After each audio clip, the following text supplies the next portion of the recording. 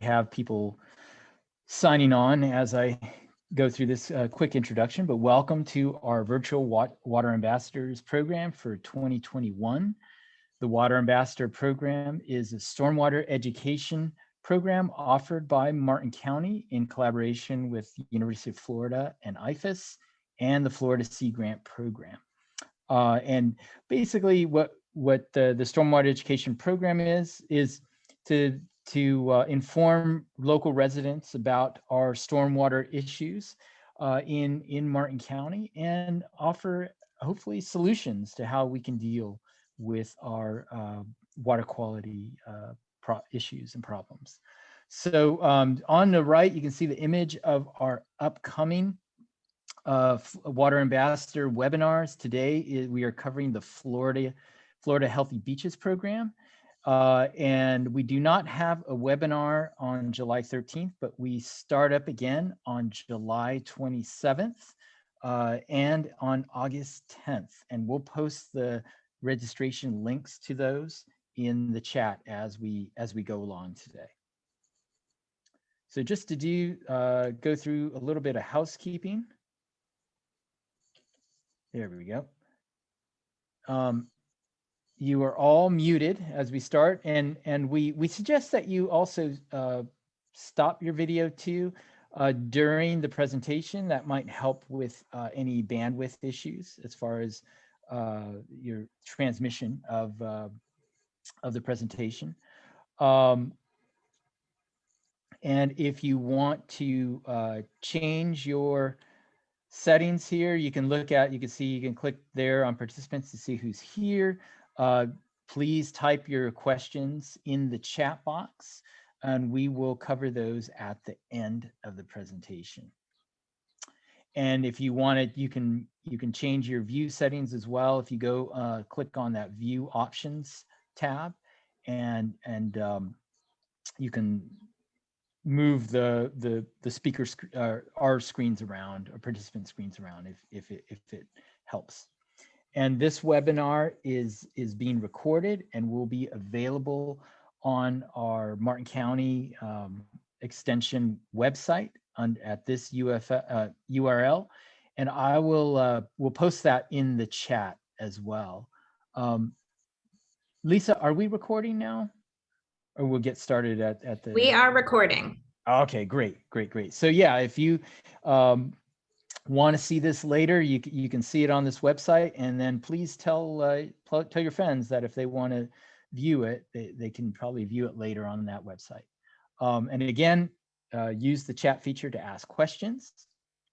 And with that, I'd like to introduce Mr. Nicholas Clifton. He is the environmental manager for the Florida Department of Health in Martin County, and he oversees within Martin County, he oversees the Florida Healthy Beaches program, which is a statewide program, and which he'll tell you a lot more about. Nick he actually grew up here, so he's intimately familiar with our local waters, originally from Palm City. He attended USF and got his bachelor's degree in biology. And he's been with the Florida Department of Health for quite some time now, starting in Hillsborough County, and has been in Martin County for over the last 10 years, and recently became the environmental manager last year in 2020. He's currently working to get his master's degree at FAU, and soon to be graduating this fall. So congratulations, Nick, or congratulations in advance, I should say. And he aside from being from this area, he really enjoys spending time with his family, his wife and 2 kids, particularly out on the sandbar and fishing offshore. So with that, Nick, I will hand over sharing duties to you. I'm going to stop sharing my screen. Thank you. Thanks for the nice introduction. You're welcome.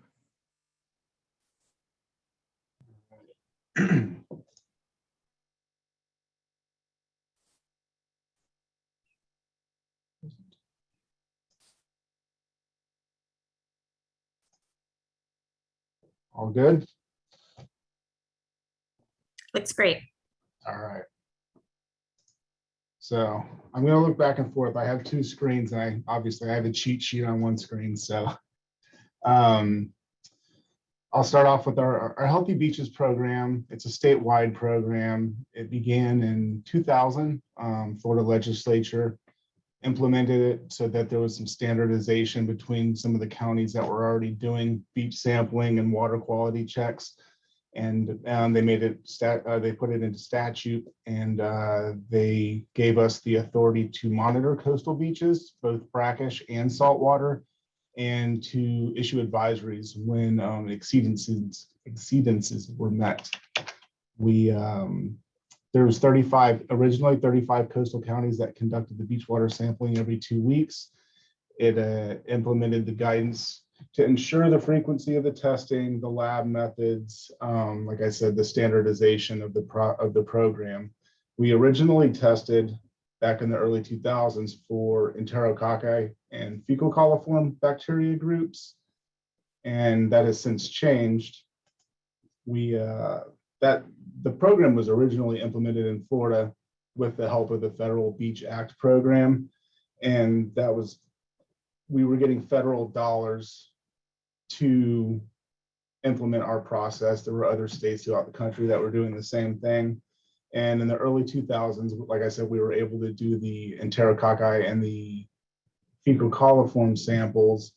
But starting around 2009, some of the funding changed, and we were able to hold on through some local funding. And then in 2011, due to the funding, we eventually had to drop the fecal coliform sampling and went straight to the Enterococcus, and that went to every other week. That was just purely from cost. The program structure now, there's 30 coastal counties that are still doing the bi-weekly monitoring, and then there's also 6 county health departments that are continuing to do weekly sampling. And we are one of the bi-weekly. The northern counties, they do suspend some of their sampling for the winter months when the water temperature gets a little cooler. We don't do that. We continue year round. Like I said before, the Enterococci is the water indicator that we used, and they decided to keep that one because the EPA did find that whenever there was gastrointestinal illness from swimming associated exposures, it was usually the Enterococci instead of fecal coliform. So I think it was a EPA and state-based decision to stay with that bacteria. We use the beach action value as an advisory level, and once it's exceeded, we do post our advisories. And I don't know if anybody's seen our site or the state site where these levels are posted, you would see something similar where there's a good, moderate, and poor range. The good, 35, and these are all based on colony forming units per 100 mLs of water. And it says river water, but that would be river or beach water. And we don't post an advisory unless we get 71 colony forming units or higher. The moderate level, we still is in an acceptable range. And we contract with certified labs. We have a lab in St. Lucie that we use. They meet the state standard for their testing protocol. And there's, as seen on this slide, there's a few county health departments and some of the bigger counties that do have in-house laboratories, and we're just not that big. And these are the advisory signs that would be used in the event that we have to post an advisory. The big sign in the middle, the advisory high bacteria, that would be one that we would use at probably one of our beach or either our river beach sites or our just point of access sites within the river, either the St. Lucie or the Indian River estuaries. And the other signs on the side would be the beach advisory signs. One thing that is unique to Martin County is that we actually do the beach or the river sampling. We don't just do the beaches. We do 4 river sites, and that's through a collaboration with Martin County local government and through funding locally that allows us to sample the Layton Park Bridge, Roosevelt Bridge, Sandsworth Park, and then we sample on the western tip of Sailfish Point to get near the sandbar.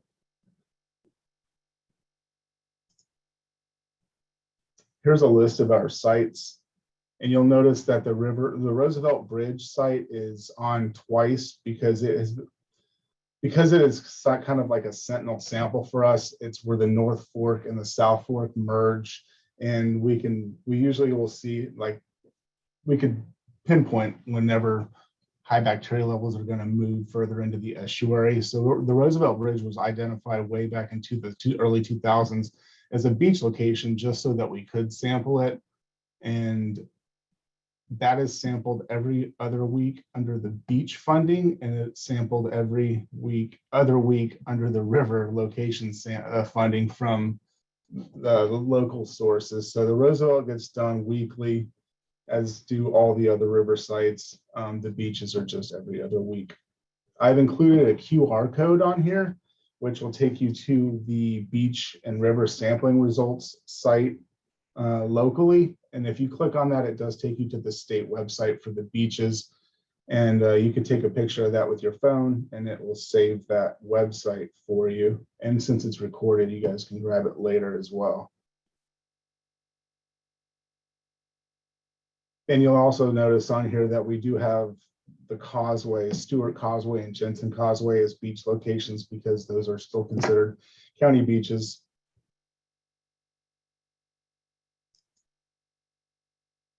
And I put this together. It's just a quick little 3-year snapshot of our river sites with the sample results and colony forming units per 100 mLs. And to just kind of associate, you can see way back on our, if you go all the way to the right side of the screen, it's May and June of 2018. You can kind of see that all the river sites were really high. And we had a lot of rain. We had blue-green algae. We had a lot going on in that summer of 2018. So you can see that all the sites were relatively high or elevated levels of bacteria for an extended period of time. And then as you go across the screen to the left, you see that we get a lot of hits. The gray line, that's Layton Park. We get a lot of hits there first with higher levels of bacteria. And we do see that it's kind of in relation to rain events. I know that we had a lot of rain in the October of 2019 time period, and you can see some spikes there. And then if you keep moving forward, there was the the summer of 2020, we got a good amount of rain and we got some spikes. All the levels were elevated. And then even in the October of 2020, when we had some localized flooding, you can see that it started to spike a little bit back then as well. So there is a correlation between the rainfall and our levels of bacteria. And we had a big spike here at the beginning of June for the sandbar. That was just an anomaly. It could have been some sort of animal feces or something in the sample. So we resampled and that cleared, but for whatever reason. But everything else has been relatively quiet, and it's also been relatively dry. So. And then that brings me to some of the causes for the elevated bacteria levels and what does it mean. The Enterococci, they're an enteric bacteria, which is gram-negative bacteria. It can be, I mean, it's a family of bacteria that's made up of things of, it's a big group, E. coli, salmonella, but it's like gut bacteria from humans and animals. So that's the sample, the bacteria that we choose to use as our indicator. When they're present in high concentrations in recreational water, they can be ingested and cause gastrointestinal illness, stomach discomfort. They can cause, if you have cuts and sores, they can cause infections transdermally. So you can get rashes. The source of the bacteria is always a big topic. there's not one source. There's many. It's fecal pollution. It comes from rainwater runoff, where we get periods of lots of dry weather, and you get a accumulation of animal waste on the ground. You get septic systems, you get sewer spills, you get a combination of everything, and then you get these big rain events that kind of shoves it out into the river all at once. So there's not any one source to blame for the bacteria itself. And then the other, it's not 100% a healthy beaches program, but we are heavily involved with the harmful algal blooms or algae blooms. That program's kind of done through the state toxicology office, but our public messaging side and our notices and the monitoring is done locally through our same environmental health program. So I wanted to bring that up too. And our protocol, it's been standardized now that when there's a bloom present, the Department of Health will post you'll see the sign, the caution sign, and we'll do a press release just to say that the algae's there, don't touch it. We have no confirmation of toxins at that point, but no, DEP is notified when there's a visual bloom, and that's done either locally through the Martin County government, through us, through private citizens, notifies DEP. We get notified that they've sampled it, and then when the toxin levels come back, if there's toxins present, and it could be either anatoxin or microcystin, there's a whole group of other toxins, but if there's a toxin present, we will change our caution advisory to a health alert. But with our collaboration with Martin County local government, we still use the same caution signs. The only difference is our media and our press information changes to be a health alert to confirm the toxin presence. And then the alert or the caution advisory stays in place for 30 days with no additional sampling. But as you guys have seen lately, we've had the Port Mayaca and the Timer Powers Park. Those have kind of been ongoing. We just issued another advisory kind of reinforcing the area around Port Mayaca because we just consistently are getting some the toxin levels are elevated in that area. So we didn't want to make it seem as though that advisory or that alert has expired. And we do see two different types of algal blooms, harmful algal blooms in Florida that are more prevalent than others. We see the red tide. It's caused by the Carina brevis. It's an algae that produces a toxin.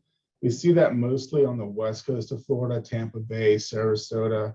But 2018, I believe it was the last time we had a real strong west wind that pushed it into the Florida Straits and brought it around through the Gulf Stream to us. So we got to experience the red tide for a couple of weeks. And we did, at that point, we did develop a protocol with our Martin County Ocean Rescue Group. They update the beach hotline once a day with beach conditions. And in the event that they have these kind of, if we have a red tide or the blue-green algae is making it out the inlet, we do, they will put that out as well on their beach hotline. We'll have media releases and signage up, and the lifeguards will fly the double red flags. So, and then the number for the beach hotline is actually 772-320-3112. I did just check that, and it's still in working order, and it was updated as of this morning. So there's no alerts right now. The other type of algae, as we already spoke about, the blue-green algae, it's a type of bacteria common in, it says Florida freshwater environments, but it's common all over. And they see, we have blue-green algae outbreaks in Pennsylvania and some parts of the Great Lakes and Ohio. And so it's just, Florida's a really warm, moist environment. So it is very prevalent here.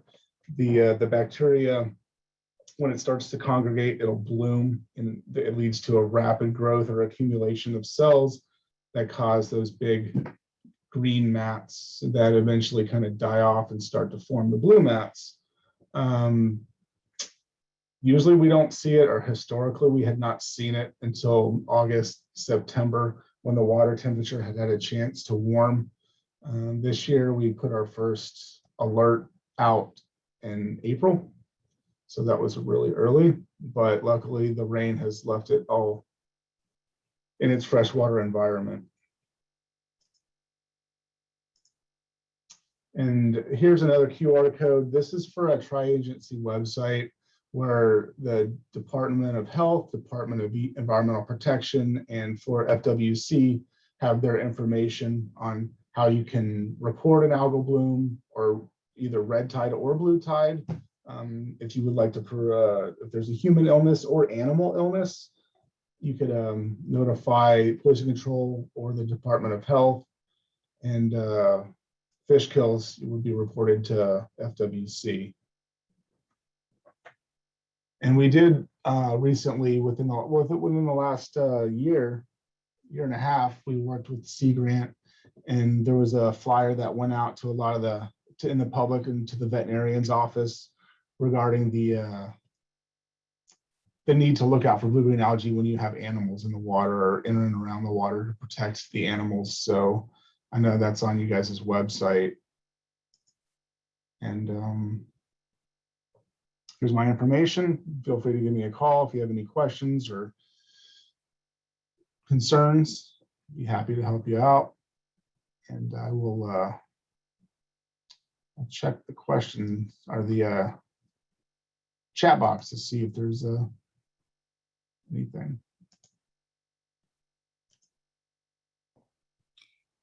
Thanks, Nick.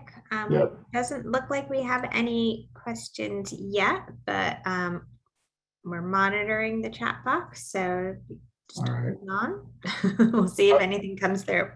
I wish I would have put a snap or that flyer. I forgot about that with the pet information that went out to all the veterinarians. I'll try to post the link to that. Okay, so people can get to good. that. Let me just let me see. And I know that our state veterinarian and toxicologist did work with the veterinarians, and they did we were part of a pilot study that they sent information to the vets in Lee and Martin County they wanted the vets to report blue-green algae exposure type illnesses in animals so that we could track it through the state to see if animals were being affected. Yeah, that's great. That's good to hear, because people probably have learned in the news, I guess a couple of weeks ago, that there was a confirmed dog death from the C-51 canal. Yes. Down in Palm Beach County. And that, what you just described, Nick, probably speaks to the CDC developing a new website. Oh, thank you, Renee. Thanks for putting that up there. So the link to that fact sheet is there. You can also pick up copies at our extension office on Dixie Highway here in Martin County. And I know I've left them at a lot of our library branches, but I think they're all gone. So thanks to people that have picked those up. Yeah, that what you had just mentioned, Nick, about asking veterinarians to report any animal sicknesses from blue-green algae probably gets reported into the CDC's new One Health website, which has One Health reporting system, which then I think they just recently put out a report summarizing that kind of information, not just for animals, but also for humans throughout the country, I believe. I know the state does track the human exposures as well, as far as there's several studies going on right now. I think it's CDC, yeah, like you said, CDC, and then they're partnering, or they were discussing it with Cleveland Clinic. Cool. Yeah, and everybody that's on, Lisa just put up an evaluation, so please fill that out if you can. That really helps with planning our programming for each successive year. And also, while you're putting your questions in for Nick in the chat box, Vincent and I realized that neither one of us can count to 15, and we're actually due to add another webinar to this year's webinar series. So if you have any topics of interest that you'd like us to consider, throw it in the chat box as well. Oh, yes, please. Yeah. And that'll probably be, I don't know, Lisa and I were just talking about it, but it'll be maybe later in August or probably, but yeah, we've got to do one more.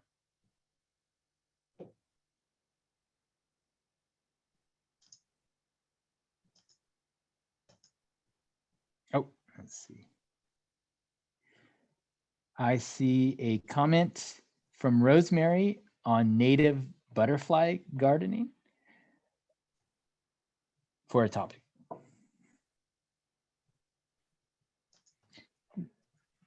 That might be more of a master gardener topic. But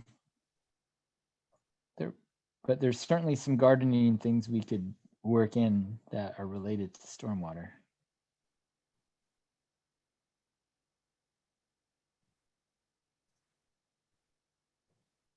All right, Nick, I think you might be off the hook. That's nice. Thank you. Thank you so much for your willingness to present to the Water Ambassador program. You guys are always a great partner for this program, so we appreciate it as always. Thank you. And thank you all for joining us for another Tuesday webinar.